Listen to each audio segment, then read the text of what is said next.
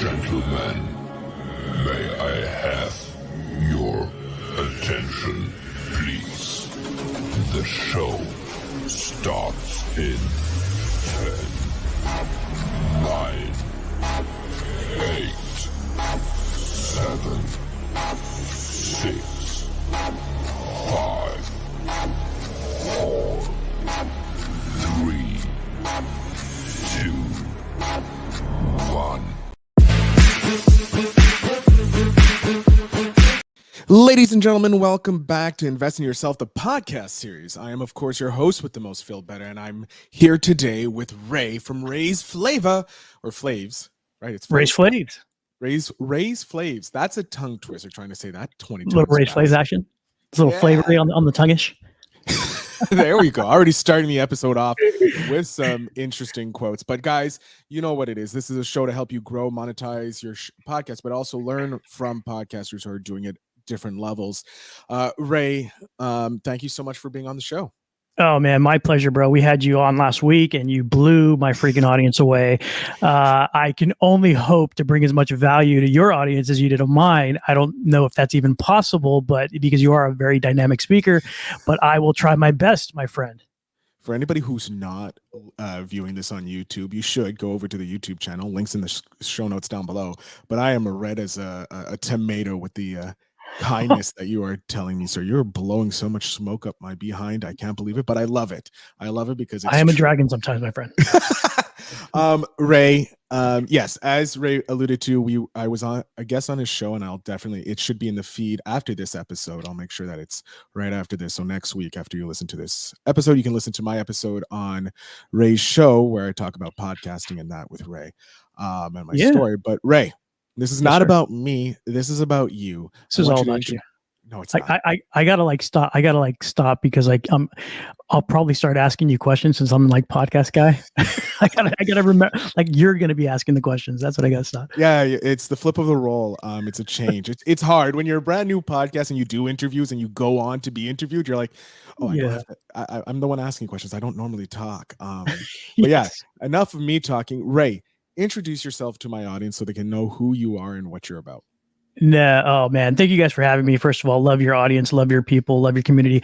RaysFlavs started back in 2020, somewhere around February 2020, as basically I wanted to start a blog, right? I wanted to create a blog where, I could review restaurants and stuff like that. I'm a food guy. If you are seeing me on YouTube, I'm very large. I'm a very large man. I'm starting to get a belly from all this stuff. But and the thing is, at that time, my wife had sent me to a restaurant, and she's like, "I want you to try this barbecue place. It's fantastic. You got to try it. They got the best barbecue." Blah blah blah blah blah blah blah. I'm like, "Sure, okay, cool. I'll check it out."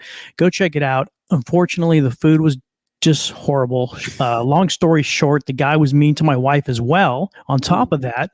So I was like, I'm in the marketing world. I do some marketing for my company.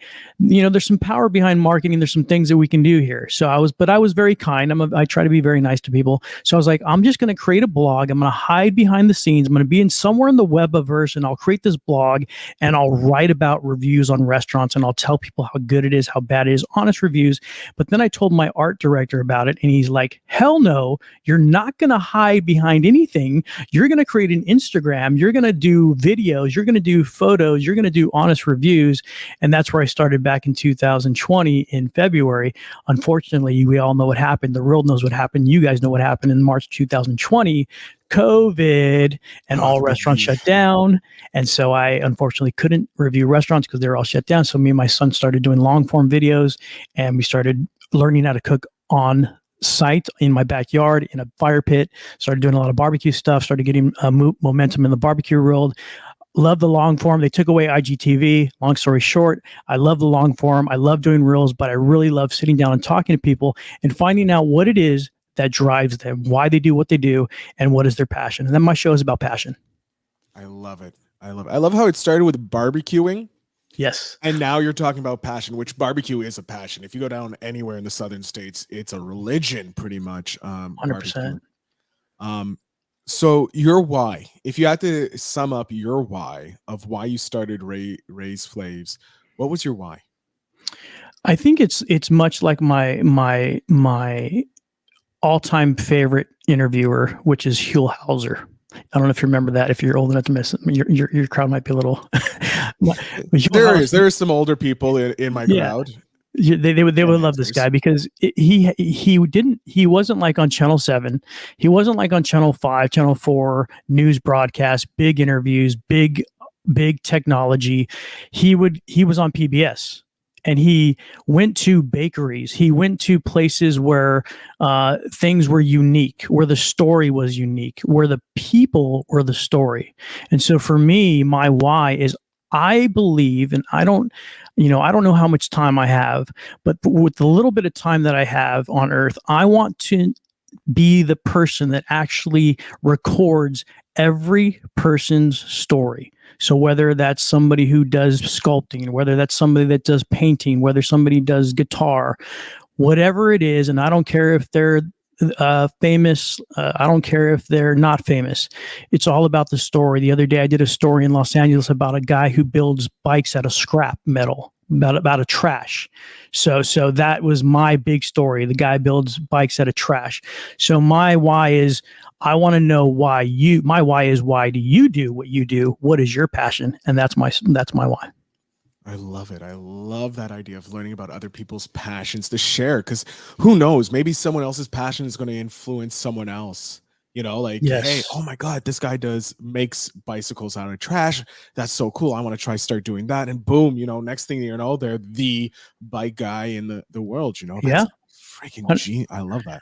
100%. And it happens, and like yesterday, I had in the studio Battle Rap Radio in the studio, and the story behind Battle Rap Radio and all that goes on, besides Battle Rap just being awesome and a killer thing that goes on behind the scenes in the rap world. This lady that puts it on, her name is Mo, and her story, her passion, why she does it, and how she helps the community and helps the community understand confidence and things like, taking people to the next level where they're shy, like me, are doing different things, and then they're next thing you know, they're doing all kinds of cool stuff. She actually has a business on the side of that called Radiate Motivate. It's called Radiate Motivate, and they motivate people. So that's an example right there. I love that. That's amazing. Yeah. So Ray, you've been doing the blogging and long form content since 2020, and your podcast I see here is only about 8 months old. Mm-hmm. In those 8 months of learnage that you have, or even over your whole career, you must have tips or tricks or ideas on how to help podcasters grow their show or monetize it or anything like that. Like let's look at someone who's about to start. Since you've already gone through the hustle and bustle of starting, do you have any tips for people looking to start?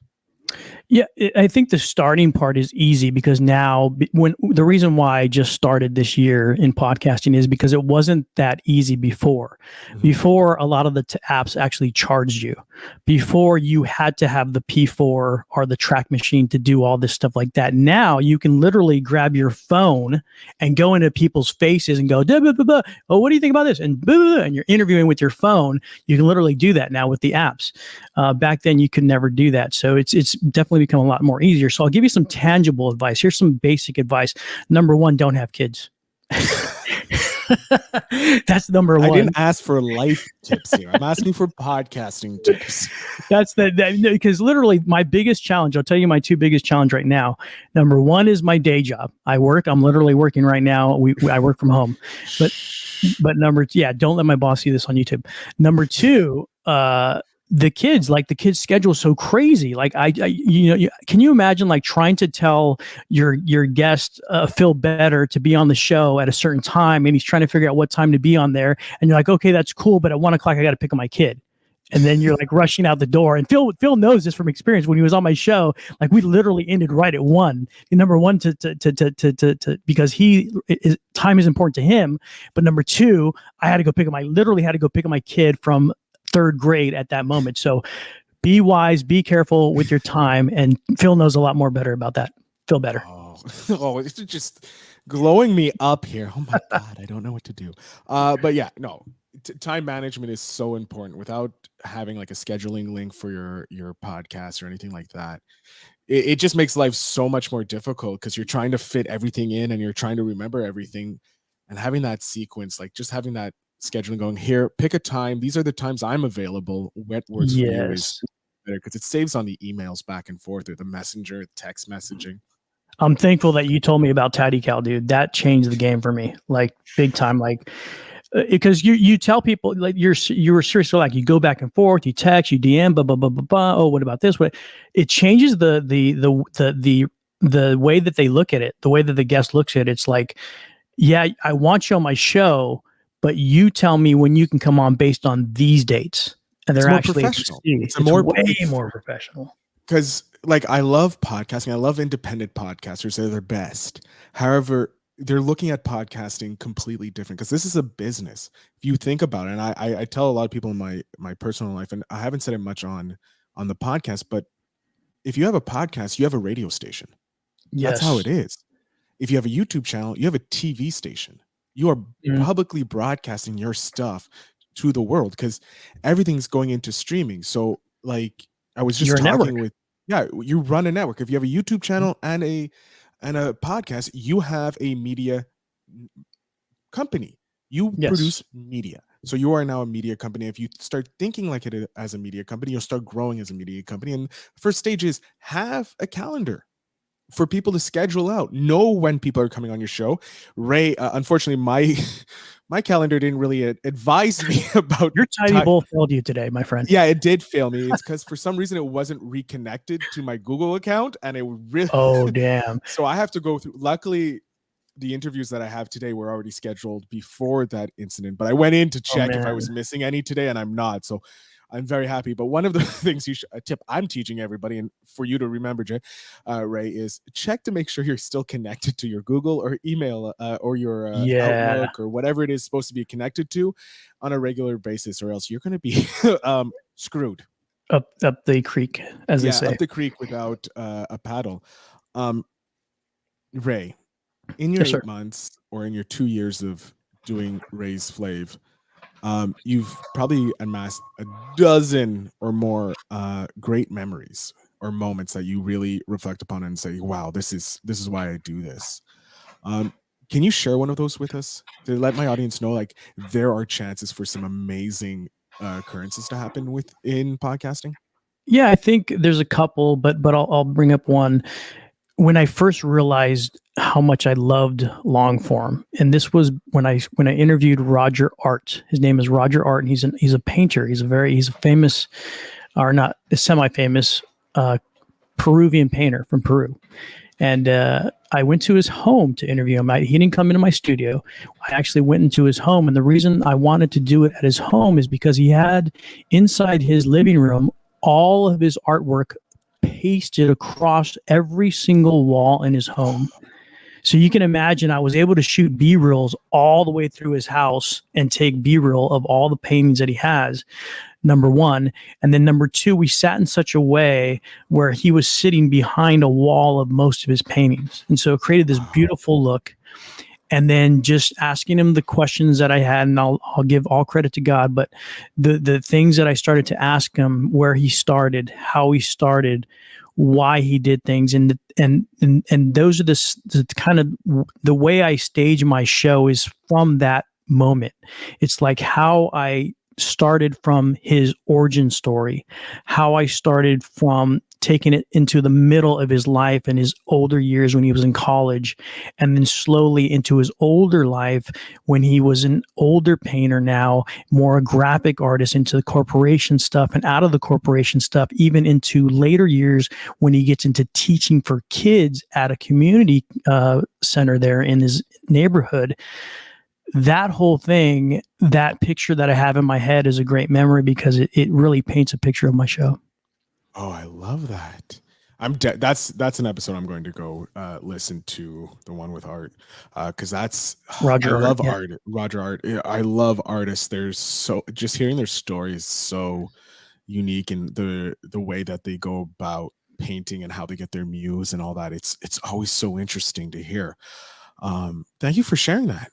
No, it's amazing. It was a trip because that's what took me out of food, because I was hardcore food and I love food, of course, love to eat.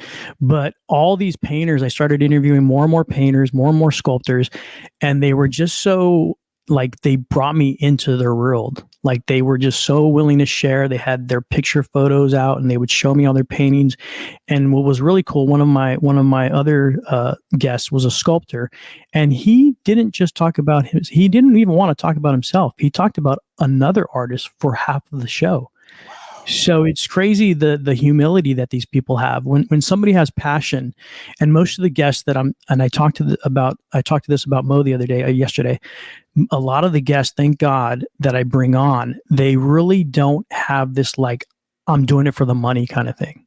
They really have what I define as passion. They're doing it as a passion. There's no money motivation behind this. This is not making them a bunch of money. This is what they do because they have a passion for it. And that's what I'm really looking for on the show.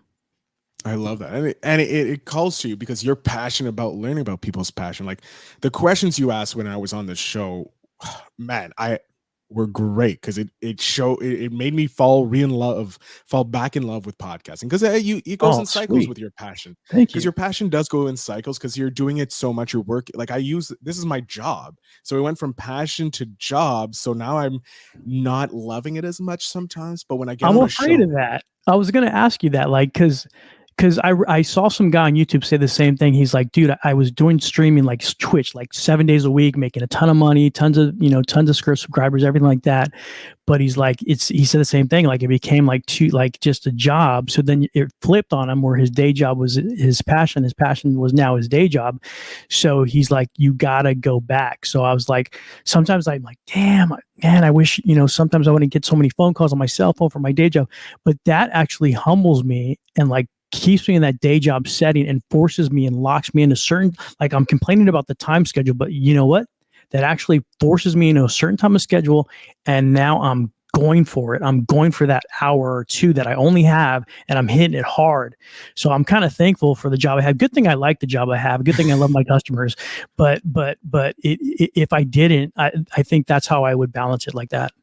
Yeah, no, again, it all comes down to time management and figuring out, taking moments for yourself. Like I've learned how I have to, some of the tasks that I need to pass on to someone who's better because it's not what I'm passionate. My passion really is sitting, talking with people like yourself, Ray, or digital entrepreneurs, or reviewing movies, or helping, educating people on the stock market so that they can make money. Like I don't care if I make a cent on my podcast. Luckily I do. But my point of interviewing you, like Ray, you're a brand new podcaster. You have all these different things because I'm following a certain path. Like this is the method that I use to grow my shows, this and that. But a new podcaster comes in, can show me or share a tip that I didn't know about. Like, don't have kids. I didn't know that. So now I know. Be smart about it. Though. Be smart about it. But yeah, Ray, I want to know, since we're talking about podcasts, and I love podcasts. Like the only reason I podcast is because and have this show is one, to learn about different podcasts, because I want, because it's really, there's 3 million podcasts out there. So figuring out which tons, but luckily interviewing podcasters, what's great about that, I get to learn, I like this podcaster, or unfortunately, I don't enjoy the podcaster is great, but like I'm not going to be able to listen to their show all the time. So it saves me some time in going through the list. You also listen to this for like the 10 minutes that you're with them. Is that what you're saying? Yeah, it's like, can I listen to a full hour of this person talk when it's like a 30-minute interview? So you're filtering, you're bringing them on to filter them out, huh? Oh yeah, fully. But I still put out it's regardless of how I feel about the episode, I still put it out there because there could be someone else out there that listens to this show that's like, that's a great, I like that person's voice, or I like that idea. I had some, like, I'm not a big fan of true crime. I'm not. It's not my genre. Dude, there's a big true crime. Who are you going to talk about right now? There's this girl that's really big at true crime. She's blowing. I think her name's like Andre or something like that. She's a huge blowing up. You don't like that stuff? It's not my thing. Like, I like looking at marketing, learning how to grow things. Sure. Yeah, your business. That's what I'm in, the business mindset. Yeah. I used to be in the movies. A Better Show, which is a movie podcast. I would be listening to movie podcasts because I want to know what they're talking about, their industry. But now, since I'm in, because you have that movie podcast too. Yeah, so I was in that. That was my first podcast, so I was following it. Now that I'm in a business and a podcast show, I'm listening to more shows similar to that. But I want to know, what is Crime a Junkie. podcast? Shout out to Crime Junkie. That's the podcast. Yes. So, but like I had a lady on the show early on in the season, and I'm forgetting her name, but she has an amazing podcast, and she told us a story about how she started in the true crime, I believe, and then she went into interviewing everyday people, and she interviewed a guy who runs a business from prison. There's a lot of business in prison. No. But I know there's a lot of business in prison. There's a lot of businesses in the prison.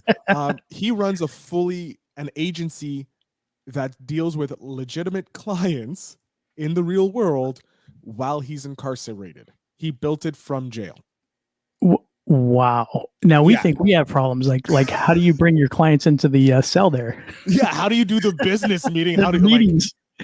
And so she told me this, and it's like, holy shit. That's awesome. And like, this is one of the reasons I love having podcasters on my show, because I get to hear those stories, and I don't have to never know what you're going to hear. Yeah. And I don't have to go through a catalog. Like some podcasters have like over 1,000 episodes, and like not every episode is going to be golden to you. But when I talk with a podcaster, like I want to go listen to the art episode, the Roger Art. Roger. Yeah. I'm going to put it Roger Art. I don't mess up again. Yeah, the Roger Art episode, because I want to see that. I want to hear about that and like see the B-reel. But her episode, when she told me that, I jumped straight to it and I listened to it. So I want to know, do you have a podcast that you can suggest to my audience? That I listen to? Yeah, it's a long-winded way of me asking you, do you have a podcast that I can listen to that maybe apart from your own? Well, if you're a podcaster, I mean, the first thing you always look at, maybe or maybe not, but I'm sure you do. Like, of course, you're going to look at Joe Rogan. You're like, game on. You're going to listen to Joe Rogan. Number one, he's the biggest show that's ever been out there. He's got the biggest deal that ever happened in podcasting. That's the life's goal, whatever. You know, that for me, but I look at it different though. When I look at Joe Rogan, I look at scenes. I look at the feel of the show. So with Joe Rogan, it's a very laid back, chill. It's a killer atmosphere. It's a place that you want to be. It's fun. That's why I created in my studio. When you come, Phil, all the way from Canada, there's a desk here, just like the Johnny Carson show, and there's a couch right next to me. You're sitting in my couch, you're chilling. It's a killer atmosphere. There's a refrigerator across the way. You're getting drinks. There's a TV screen showing my Twitch on the other side. It's the whole feel. It's the whole atmosphere. That's what I get from Joe Rogan. The second show I look at is Vlad TV. The way and I look at him like this. It's his cadence. The way he asks questions. And then he goes like this. He goes, have you seen Vlad TV? I'm sure you have. Vlad TV? I may have seen one or two episodes. I've heard of him. So Vlad TV, DJ Vlad is a podcast, not just really a podcaster, a YouTuber who interviews people, but not just people. He interviews the top rappers in the game, the biggest rappers. Not only that, he goes even further. The biggest criminals within the rap community. Wow, that is a niche and a half. Also the mafia, also all kinds of different people that he interviews. But here's the thing, when you're interviewing people like the mafia, when you're interviewing people like crazy rappers, when you're interviewing criminals, you talk about stories, you're going to have some crazy stories, right? Well, when he interviews them, he's like, he'll say, oh, so you killed 10 people. And they'll be like, and they have, most of these people, when somebody killed, they're not right in the head, right? So for them, it's like eating cereal. They're like, oh yeah, I killed you. And then he'll be like, well, how did you feel about that? And they'll be like, I didn't feel no way, you know, it was Tuesday. It was a nice day, you know, like normal. And he'll go, uh-huh. And then he'll go, okay, so you killed, okay. You see what he does there? He puts some time in. I don't know if it's for sure, but this is what I think. He puts time in there for you, the listener, to absorb what he just said. That killer just said, it's just another day. I don't, you know, so you're, he gives you time to like think about it. He's like, uh-huh. So you killed me. Oh, okay. And then he'll move on to the next question, but he puts the time for me because I used to be a musician. So everything for me is timing. So cadence is really important to me. So those are the two shows that I listen to. I love it. I'm definitely going to take a deeper look at the Vlad TV because that does seem very, very interesting. Um, Ray, we're getting up to the end of the episode. I hate it because I have to say goodbye to you. And I've always I love my time on your show. Wish we could have gone longer. And Oh, we will. I know I'm returning, so Coming back. I'm very excited It's for gonna be that. awesome. I just don't know what I'm going to talk about. I already spent all my time talking about magical stuff beforehand, but We'll figure it out. you will. We're at the last question of the show. It's Spark. Everybody knows in my show who listens to it knows about Spark. It's created by Yes Theory. It's a way of seeking discomfort in the world. So I'm going to read you this question. Okay. And you just share what you think. And it can be anywhere in podcasting or in the world. Share a moment where you failed or got rejected, but still felt proud of yourself for trying. That's an interesting question because you failed and you get rejected and you feel good about trying. I don't feel good about any time I get rejected. And I don't think a lot of people do. So you have to have like some serious cojones or some like, maybe you're like this crazy CrossFit buff dude that you don't care what anybody thinks. Everybody, I don't care how tough you are, how cool you are, how much confidence you have, even if you're Gary Vee, he says this too. Stuff does enter the mind. It does affect you, whether you blow it off or not, that's another story. But I'm not going to be happy about being rejected. And what that does for me, it doesn't stop me. It pisses me off and it makes me push forward. So there's those that are going to get rejected and go, damn, and go hide in the closet. For me, I get so pissed off if I fail in front of an audience or I get my biggest thing is, and here's a secret for the audience. My biggest thing is talking in front of people. I do it for a living. I do it all the time. I talk to people, but there's been times where you get, see, I stutter a lot. I forget what I say. So when that happens, I get pissed. I try to get better. I try to develop my speaking skills better. I try to push myself. And what I'm learning right now, and I'm just learning this by watching, my boss has been training me. He's been showing me how to do some CrossFit stuff, like working out, because I don't want to be fat all the time. I feel you there. So a lot of these guys are very motivational. They're like, you got to get comfortable with the uncomfortable. So that's what I'm trying to learn right now is getting comfortable with the uncomfortable. What we talked about with Radiate Motivate yesterday was we talked about how Beyonce does it. Like she's like, if I'm not nervous, then I'm not doing anything. So that sparked some imagination, and that inspired me yesterday. And I was like, I need to get in places where I'm nervous. Where can I be? I want to get in those places where I'm uncomfortable because then I know I'm doing something. Then I know I'm accomplishing something. Then I know things are happening. If I'm in my comfort zone, if I'm just comfortable, fat, loving this delicious piece of rib or carne asada, then I am just being, just going to be fat. I'm going to have health problems. I'm going to not create. I need to be constantly creating, constantly tired, constantly just exhausted like I am and just doing stuff. And maybe that could be unhealthy at some point and don't get crazy with it. But for me, that's my thing. I got to constantly be doing stuff. I love it. That's my answer. I love it. It's a great answer. Ray, I'm jumping off screen here. It is now time for you to tell my audience where they can find you, how they can have fun following your amazing story. So the floor, sir, is yours. Fantastic. Thank you guys so much for listening. RaysFlavs.com is the website. RaysFlavs on Instagram. That's at RaysFlavs on Instagram. And you can check out me on Facebook. I got a Facebook page, RaysFlavs as well. You want to listen to the podcast RaysFlavs on Spotify, Apple Podcasts, anywhere where you can listen to podcasts. You're going to see it. And we will see you soon. Thank you. Excellent. Ray, I want to thank you so much for being a guest, allowing me to be on your show twice. That is just amazing. I'm definitely going to have you back maybe in a year to see where you're at, how you're doing, and how big your show has gone, because I know you're going after people who are passionate and they're going to definitely be passionate about your show. So I can't thank you enough. Awesome, my man. Thank you so much for having me on. Number one, thank you for all your advice as well, bro. You changed my mind. Like you changed the aspect of my mind. Like you did like a flip. I don't feel better, ladies and gentlemen. Feel better. Make sure you feel better. He will change the script on you, make you better. Feel better will make you better. Thank you so much for that, Ray. To my audience, yes, follow me. And if you do want to follow me, of course, make sure you follow Ray first, because it's his show, not mine. The show notes will have all the links down below. Jump on it, follow him, make sure you're one in the same with him. Ray, I can't thank you enough. And to my audience, remember always to invest in yourself.